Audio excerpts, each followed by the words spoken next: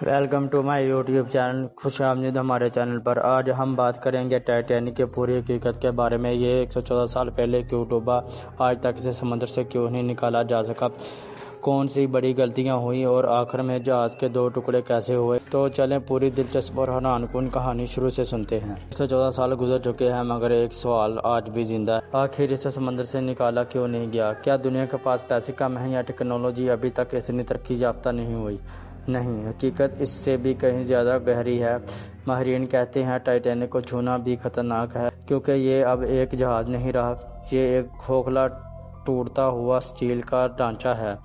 سمندر کی گہرائی میں اربوں کی تعداد میں بیکٹیریا جسے آہستہ آہستہ کھا رہے ہیں۔ اور یہاں ایک بہت اہم بات ہے، ہم انسان اکثر سمجھتے ہیں کہ جو چیز ہم بناتے ہیں وہ ہمیشہ قائم رہے گی، مگر حقیقت یہ ہے کہ وقت ہر چیز کو ختم کر دیتا ہے۔ کبھی ہزاروں ٹن وزنی یہ ٹائٹینک جہاز آج اتنا کمزور ہو چکا ہے کہ ایک ہلکی سی حرکت بھی اسے توڑ سکتی ہے۔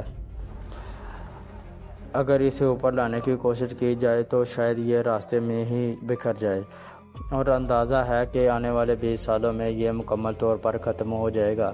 تو یہ صرف کہانی کی شروعات ہے، اصل جھٹکا تو تب لگتا ہے جب ہمیں پتہ چلتا ہے کہ 73 سال تک ایک بہت بڑا سچ دنیا سے چھپایا گیا۔ حادثے کے فوراً بعد یہ بتایا گیا کہ جہاز ایک ہی ٹکڑے میں ڈوبا تھا، لیکن جو لوگ بچ گئے انہوں نے کہا کہ جہاز 2 حصوں میں ٹوٹ گیا ہے۔ اور یہاں ایک بڑا سا سوال پیدا ہوتا ہے، آخر ان کی بات کو جھوٹ کیوں کہا گیا؟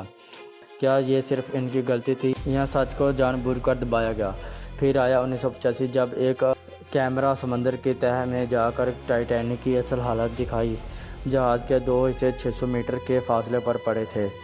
یہ دیکھ کر ایک بات واضح ہو گئی، یہ حادثہ ویسا نہیں تھا جیسا ہمیں بتایا گیا۔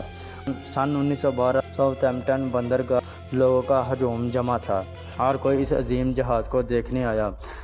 260 میٹر لمبا، 46,000 ٹن وزنی، یہ صرف ایک جہاز نہیں تھا، یہ انسان کے غرور کی علامت تھی۔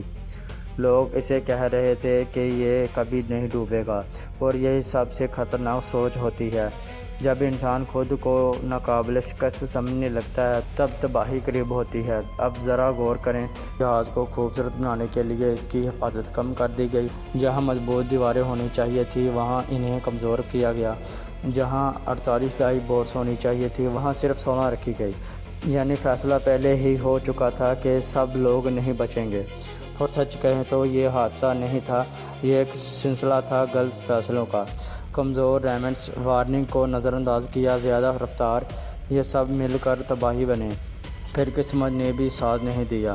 گرین لینڈ سے آئس کا پہاڑ ٹوٹ کر ٹائٹینک کے راستے میں آ گیا۔ جہاز کو کئی بار وارننگ دی گئی مگر انہیں سنجیدگی سے نہیں لیا گیا، اور یہی انسان کی ایک بڑی کمزوری ہے، ہم خطرے کو تب تک سنجیدگی سے نہیں لیتے جب تک وہ ہمارے سامنے نہ آ جائے۔ 14 اپریل 1912 رات 11:39 ٹائم موت سامنے تھی۔ آئس کا پہاڑ صرف 100 میٹر دور تھا۔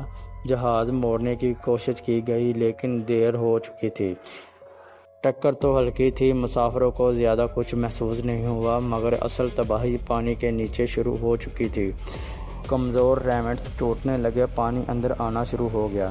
ہر سیکنڈ سینکڑوں ٹن پانی اندر داخل ہو رہا تھا، اور اب واپسی کا کوئی راستہ نہیں تھا۔ اور یہاں ایک سبق چھپا ہے، زندگی میں بھی اکثر بڑی تباہیاں چھوٹی غلطیوں سے شروع ہوتی ہیں۔ چند منٹوں میں 5 حصے پانی سے بھر گئے، جہاز کے پاس صرف 2 گھنٹے بچے تھے۔ پھر اعلان ہوا، خواتین اور بچوں کو پہلے بچایا جائے گا۔ کچھ مرد پیچھے، اور یہی اصل بہادری ہوتی ہے، اپنی جان خطرے میں ڈال کر دوسروں کو بچانا۔ کچھ عورتوں نے شوہروں کا ساتھ نہیں چھوڑا، یہ محبت تھی یا ہمت، فیصلہ آپ کریں۔ کچھ لوگ ڈر گئے اور اپنی جان بچانے کے لیے کچھ بھی کرنے لگے، اور کچھ لوگ آخری لمحے تک ہیرو بنے رہے۔ ٹیلی گراف آپریٹر آخر تک سگنل بھیجتا رہا، مدد مانگتا رہا، جبکہ وہ جانتا تھا کہ وہ خود نہیں بچے گا۔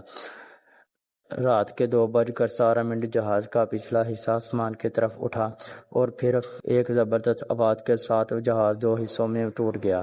اگلا حصہ آہستہ ڈوبا مگر پچھلا حصہ تیزی سے نیچے گرا، اور سمندر کے دباؤ نے اسے اندر سے توڑ دیا۔ چند گھنٹوں بعد مدد پہنچی لیکن بہت دیر ہو چکی تھی۔ 2000 میں سے صرف 700 لوگ بچ سکے۔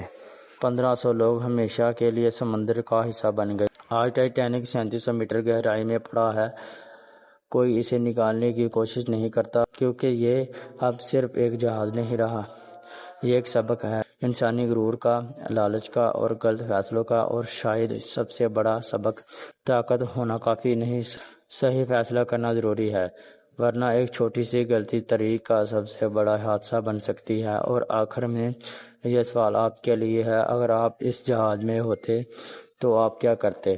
اپنی جان بچاتے یا کسی اور کو بچاتے؟ آپ کو ذرا بھی ویڈیو اچھی لگے تو ویڈیو کو لائک، میری سپورٹ کے لیے، اپنی جانکاری کے لیے چینل کو سبسکرائب ضرور کرنا۔ تو ملتے ہیں نیکسٹ ویڈیو میں۔